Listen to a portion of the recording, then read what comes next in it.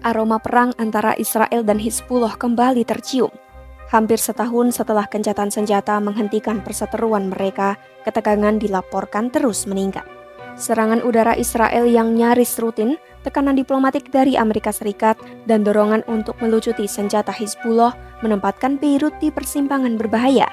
Sementara Hizbullah meskipun sempat melemah, perlahan mengumpulkan kekuatan kembali dan menyatakan siap menghadapi musuh kapan saja. Simak selengkapnya dalam video berikut.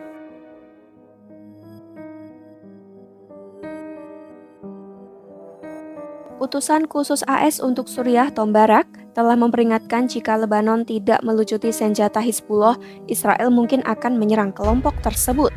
Pasalnya, Israel pada 11 Oktober 2025 dilaporkan kembali melancarkan serangan udara di selatan Lebanon setelah hampir setahun gencatan senjata. Israel menyatakan serangan itu menargetkan peralatan teknik untuk rekonstruksi infrastruktur yang terkait dengan Hizbullah.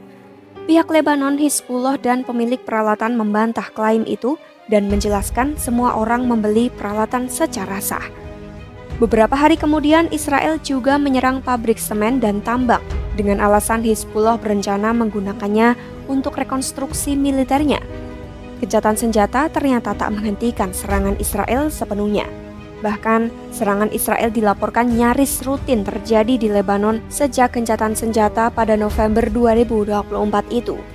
Israel selama ini mengambil sebagian besar tindakan sendiri, mengeklaim menargetkan anggota Hizbullah, fasilitas, dan senjata mereka. Israel menyatakan tujuannya adalah mencegah Hizbullah yang lemah membangun kembali kekuatan. Namun, Kementerian Kesehatan Lebanon melaporkan lebih dari 270 orang tewas dan sekitar 850 luka-luka akibat serangan tersebut, yang mana PBB memverifikasi 107 korban adalah warga sipil. Pejabat Lebanon pun menilai serangan itu justru memberi Hizbullah alasan mempertahankan senjata. Mona Yacobian dari CSIS menyebut situasi di Lebanon sebagai perang yang lebih tenang dibandingkan dengan Gaza, di mana Israel memiliki kebebasan menyerang kapanpun dianggap ancaman tanpa memicu konflik total. Situasi di Lebanon dipandang tidak akan berubah cepat kecuali ada terobosan diplomasi yang dimediasi AS.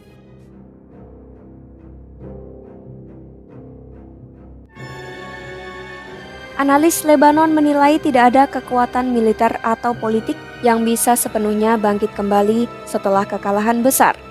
Meskipun mereka masih ada kemampuan untuk menembakkan roket atau rudal ke Israel atau melancarkan serangan skala besar sudah terbatas. Mereka mungkin dapat memulihkan kemampuan yang tersisa, menata ulang jaringan, dan mempertahankan posisi politik, bukan kembali menjadi kekuatan besar seperti sebelum konflik. Pemotongan jalur suplai dari Suriah oleh rezim Assad juga menambah tekanan bagi Hizbullah. Akan tetapi, melansir Jerusalem Post, anggota parlemen Lebanon menyebut Hizbullah telah menguat kembali. Hizbullah disebut-sebut belum kalah karena tetap aktif dan mampu menghadapi musuh kapanpun termasuk serangan darat. Kelompok tersebut juga dilaporkan belum menyerahkan senjatanya. Ia menilai serangan Israel yang berkelanjutan sebagai bentuk intimidasi yang bertujuan menakut-nakuti, tetapi tidak akan mematahkan tekad Hizbullah untuk bertahan. Hizbullah diperkirakan akan terus menjalankan tanggung jawabnya di parlemen, politik, dan partai untuk memastikan anggaran 2026 mencakup klausul rekonstruksi, serta menegaskan prioritas kedua mereka adalah mengusir musuh dari wilayah yang diduduki. Lalu bagaimana cara Hizbullah bangkit kembali? Melansir Al Jazeera, Hizbullah dinilai tetap menggunakan sisa pengaruhnya melalui diplomasi, termasuk memberi sinyal kepada Arab Saudi. Hizbullah kini lebih mengandalkan strategi politik untuk mendapatkan keuntungan tanpa menggunakan kekerasan. Analis menekankan meski Hizbullah masih mampu meningkatkan ketegangan, mereka menghindari konfrontasi langsung karena dukungan Lebanon dan trauma akibat perang dan serangan Israel. Diplomat Barat menilai jika Hizbullah melakukan pemulihan secara militer, kemungkinan besar terjadi di lembah Beka, bukan di selatan yang diawasi ketat. Hizbullah di bawah arahan Iran juga diperkirakan akan mencari kompromi tertentu. Di samping itu, pengamat menilai pelucutan senjata Hizbullah secara paksa adalah pilihan terburuk.